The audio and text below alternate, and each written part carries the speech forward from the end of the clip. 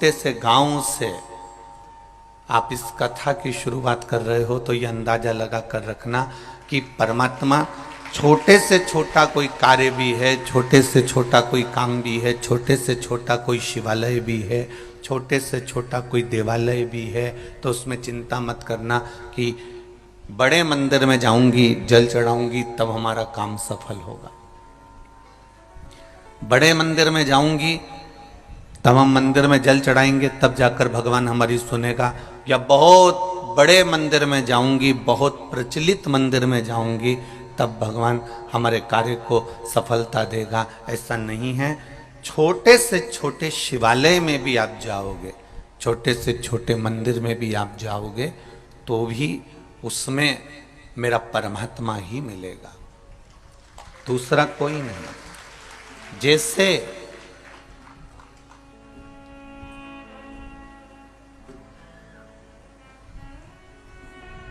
जैसे कोई कहे कि अमृतसर का गुरुद्वारा प्रथम है या नांदेड़ का गुरुद्वारा प्रथम है या वहाँ का गुरुद्वारा बिहार का प्रथम है, पर गुरु नानक देव जी ने तो एक जैसी वाणी अपने गुरु ग्रंथ साहिब में लिखी है। और उन्होंने गुरु ग्रंथ साहिब में जो गुरु ग्रंथ है उस ग्रंथ के अंतर्गत गुरु नानक देव जी ने जो लिख दिया, फिर वो ग्रंथ ये नहीं देखता कि वो बहुत बड़े गुरुद्वारे में रखा हुआ है कि बहुत छोटे से में रखा हुआ है। वो गुरु की वाणी, वो गुरु नानक देव जी द्वारा लिखित वो गुरु ग्रंथ साहिब जहां रखा रहता है, फिर चाहे आपका घर क्यों ना हो वो भी गुरुद्वारा ही कहलाता है, वो भी गुरुद्वारा ही होता है। उसी तरह शिव शंकर ओघड़दानी, मेरे बाबा, मेरे कुबेर भंडारी, भले तुम्हारा घर में छोटा सा शिवालय हो, तुम्हारे घर में छोटा सा देवालय हो, तुम्हारे गांव में छोटा सा शिवालय हो, छोटा सा देवालय हो, परंतु जहां वो रखा हुआ है वो कोई छोटा नहीं होता। उसकी भक्ति, उसका विश्वास, उसकी दृढ़ता प्रबल होती है।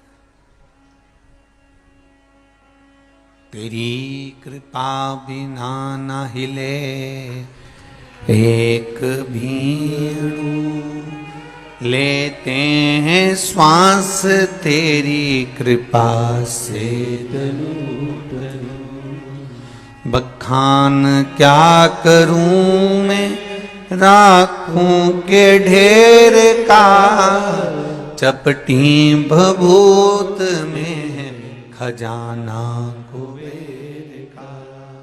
हे गंगधार मुक्ति द्वार ओमकार तू, आयो शरण तेरा शंभु तार तार तू।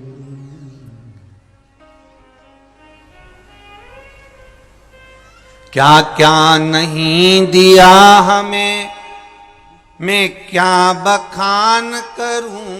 हम क्या बखान करें, वो क्या नहीं दे दिया। उसकी शरणागति में पहुंचकर, उसके चरणों में पहुंचकर, उसके सामने पहुंचकर, उसके दरवाजे पर पहुंचकर हमने क्या नहीं पाया। आप लोग जितने लोग भी इस कौकड़ी गांव के अंतर्गत बैठकर कथा सुन रहे हैं या जयसाल परिवार कथा करवा रहा है, आप लोग श्रवण कर रहे हैं, एक बात का स्मरण अपने भीतर रखिएगा।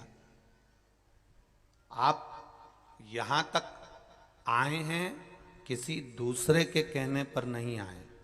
आप अपना घर छोड़कर, अपना द्वार छोड़कर, अपना दरवाजा छोड़कर उसके दरवाजे तक आए हो, तो वो भी अपना कैलाश छोड़कर, बैकुंठ छोड़कर आपके दरवाजे तक जरूर आएगा, ये निश्चित है।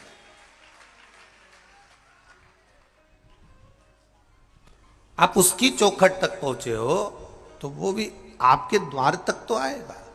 बस आपका भजन आपका मूल है, आपका संकीर्तन आपका मूल है, आपका कीर्तन आपका मूल है, आपका मंत्र जाप आपका मूल है।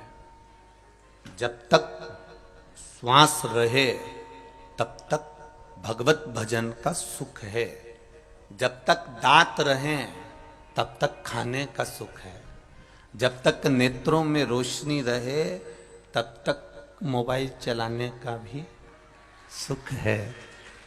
लैपटॉप भी चला सकते हो, देख भी सकते हो। जब तक कानों में शब्द है तब तक सुनने का सुख है। जब तक घुटने में दम है तब तक चलने का सुख है। और जब तक घर में धन है तो दान करने का भी सुख है। उसी तरह श्वास चल रही है तब तक भजन में मन को लगाओ।